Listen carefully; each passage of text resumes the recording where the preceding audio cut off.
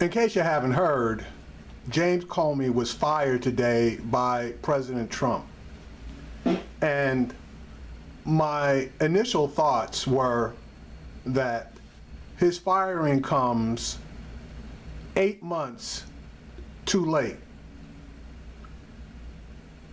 If President Obama had fired James Comey for violating long-standing policy of the FBI, not commenting about any investigation if they did not find wrongdoing to the point of a prosecution,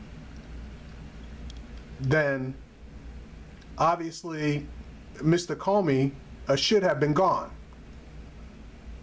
But President Obama, believing that Hillary Clinton was going to win the election, basically let it slide. Unfortunately, he didn't read the tea leaves or consider the fact that Comey was still a clear and present danger to the political process. And yeah, I said the political process because, as I stated earlier, there's a long-standing rule that you do not comment about any candidate for the office of the presidency within 60 days of an election. And James Comey violated it not once, but twice. Now, you would think that Donald Trump would have a lot of loyalty or good feelings in his heart for Comey, since Comey obviously helped to hand him the election. But the winds changed. And apparently Comey, in his investigation of the Trump campaign, and possibly not specifically Donald Trump, but his campaign, was uncovering stuff that Donald Trump did not want to see come to light. It reminds me of a fertilizer producing company.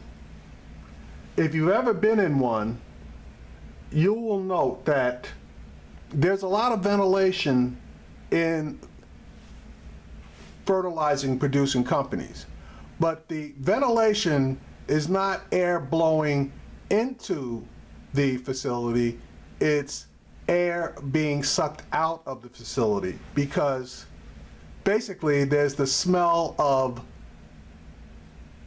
and there's no easy way to put it, shit everywhere.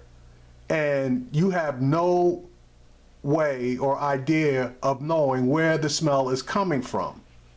And that's what's happening right now. Every time the name Donald Trump is brought up, there's the smell of shit from whatever is going on, whether it's his own dealings and not getting rid of all of the assets and personally benefiting from the office of the White House to pump up the money he's making from his various hotels and properties, or his daughter now being brought into the White House and pumping up her various assets as far as her clothing lines and various other holdings.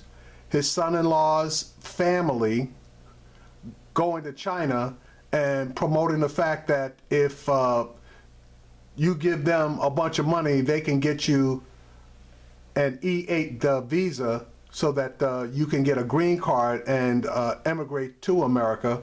Again, you got to have a minimum of $500,000 to invest in projects over here.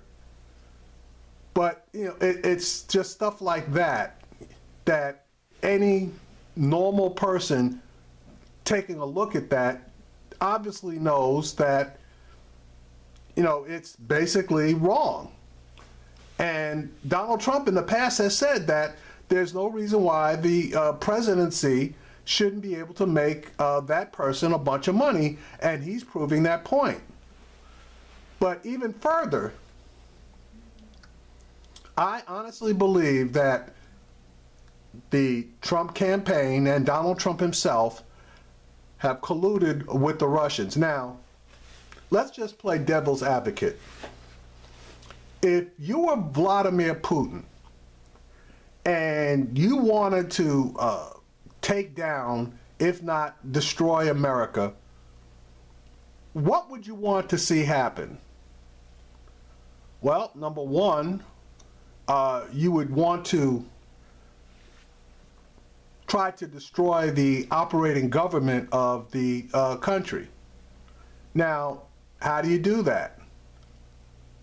Easiest way to do it is by installing people in the various departments that hate the departments that they're in charge of and want to minimize them or get rid of them altogether.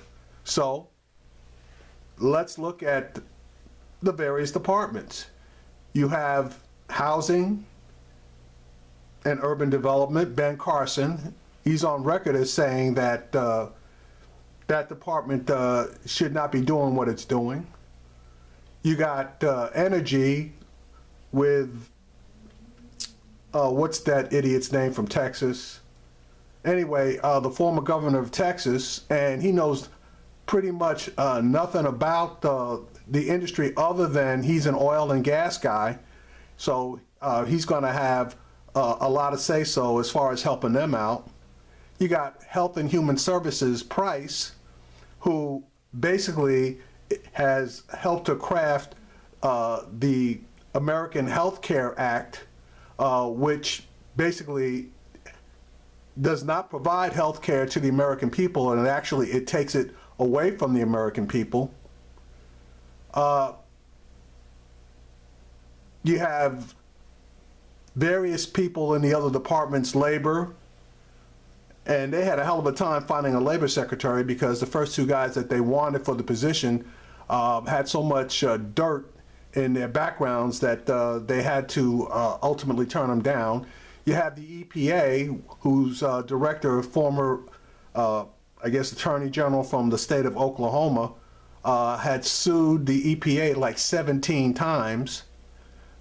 You have Betsy DeVos, who has no interest in education other than promoting for-profit charter schools. I can go on and on. So why start a war with a country when you can install a president who is under your thumb and he can put people in place to destroy the country from the inside? Shot does not even have to be fired. Well, Mr. Comey, you have done the dirty work for Mr. Trump and the Russians. You violated long-standing policy, and now because you decided to do I guess a proper investigation of the Trump campaign, Mr. Trump has let you go. And the funny thing about it is, when Mr. Trump was elected and met you at the White House, he stated how great of a job you were doing. But the letter that was issued today indicates the main reason why he let you go was because of what you did back in September, which ended up helping him. You can also throw in there the fact that Mr. Jefferson Beauregard Sessions, who was supposed to recuse himself from anything dealing with the Russian investigation or the Hillary Clinton issue, signed off in a letter together with the Assistant Attorney General recommending that Mr. Comey be fired. Now, if he recused himself, how the hell is he issuing a letter recommending the firing of Mr. Comey because of the, let's call them indiscretions or poor behavior that occurred back in September?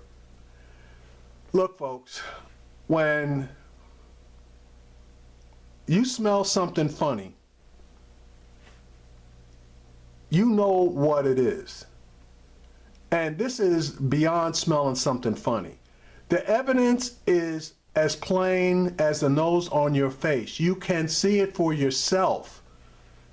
America needs to wake up. We are in a shitstorm of trouble. Donald Trump has stated that he believes that people like Vladimir Putin and the, I guess, president of Turkey, and I think the president, I think it's Venezuela, Saddam Hussein, various other strongmen around the world had the right idea. And it looks like he's trying to emulate these guys. He's getting rid of anybody and everybody who he cannot control. He is casting aspersions on the media, calling all reporting that's negative towards him being fake news. This is the beginning of fascism, and America, if it's not already, is turning into a fascist state under the Trump administration.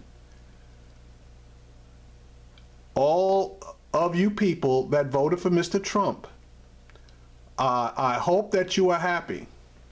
And to you black folks, please keep your heads down, because this shit is about to get serious. And there is going to be a lot of hurt, harm, and danger out there.